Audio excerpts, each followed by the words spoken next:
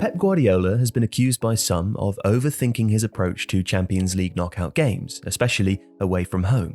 While his sweeping tactical changes ahead of such games, away from City's consistent 4-3-3 and best players, and towards more responsive opposition-focused approaches still require a bravery of thought, Guardiola seems overly caught up in anticipating and responding to the opposition.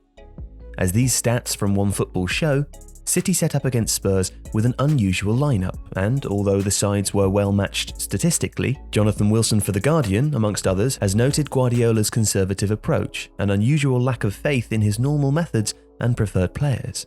And, as Wilson and others have noted, Guardiola has done this before. Against Barcelona away in May 2015, Guardiola used a three-man back line, despite having mostly used a four-man defence in the Champions League to that point, although he did use three at the back in a 7-1 away win against Roma in the group stages. Rafinha was curiously deployed on the left of three centre-backs, perhaps to show Lionel Messi inside with his right foot. But it was an unusual switch, even if Bayern had used something similar in a cup game against Dortmund shortly before. There appeared to be two reasons for this. Firstly, Guardiola clearly wanted to press Barcelona high, and to do this, he needed superior numbers up the pitch, which meant having three defenders against three of Barcelona's front line. A risk, but the intent seems to have been to deny Messi, Suarez and Neymar the ball in the first place through pressing. The second aim was to congest the middle before running the strikers, Robert Lewandowski and Thomas Müller, into the channels, with Bastian Schweinsteiger supporting through the centre, Juan Bernat using the space on the left, and Thiago pushing up and in on the right. This was a response to Barcelona's own pressing, and perhaps a recognition that, without Arjen Robben in particular, Bayern would struggle to create through overloads and would need to be more direct. After a helter-skelter opening 15 minutes, Guardiola changed to something of a midfield diamond with a back four, with Rafinha moving back across to right-back from the left side of three defenders. Bayern were able to outnumber Barcelona's three-man midfield, and the strikers continued to break into the channels, but Guardiola's side suffered a lack of natural width, with Barcelona's fullbacks pinning Bayern back, and none of Bayern's midfield moving wide often enough. This conservative approach seems at odds with how Guardiola usually looks to stretch the opposition out wide and create overloads, especially to then switch the play. Indeed, it was Barcelona who most successfully managed this during the game.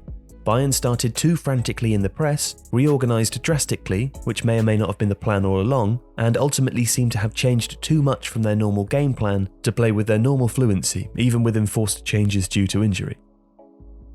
Against Liverpool, Guardiola again sought to stiffen the midfield with a very lopsided 4-2-3-1 that saw Ilkay Gundogan playing on the right wing but really dropping off and tucking in. This demanded a lot from Kyle Walker from right back, in both defence and attack on the right flank, while Leroy Sané played far higher, and behind him, Aymeric Laporte played half as a left back and half as a left-sided central defender.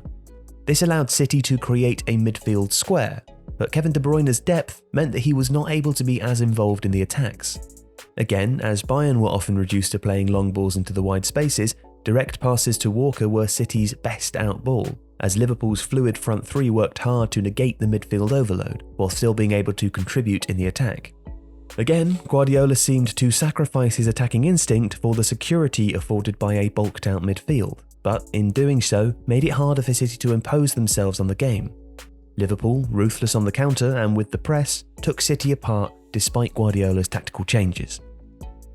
And against Spurs, this conservatism was again evident with the selection of Gundogan and Mahrez over De Bruyne and Sané, which would have seen Sterling on the right instead of wide left.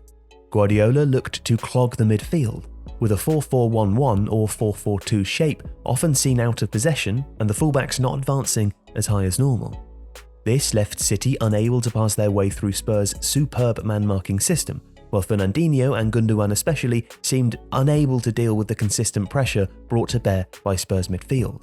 What's worth noting here is that there are probably only a few things that Guardiola really fears, but that list includes his former team Barcelona, especially so soon after he'd left them, Pochettino, a pupil of Bielsa who understands the game as well as Guardiola, and Klopp, whose energetic, high-pressing style has consistently been a thorn in Guardiola's side. As Jonathan Wilson noted, Guardiola's first defeat in English football came at White Hart Lane in October 2016, a pummelling in which his City were overpowered. Guardiola has often seemed preoccupied by the physicality of Mauricio Pochettino's team. And before the Liverpool game in 2018, City had been beaten 4-3 in a scintillating game at Anfield. Maybe the truth is that Guardiola thinks about Champions League knockout stage games as much as he does any other, but that Klopp, Pochettino, and back in 2015, a Barcelona team mostly of his own creation, cause him to react to those thoughts differently, more reactively and conservatively than usual.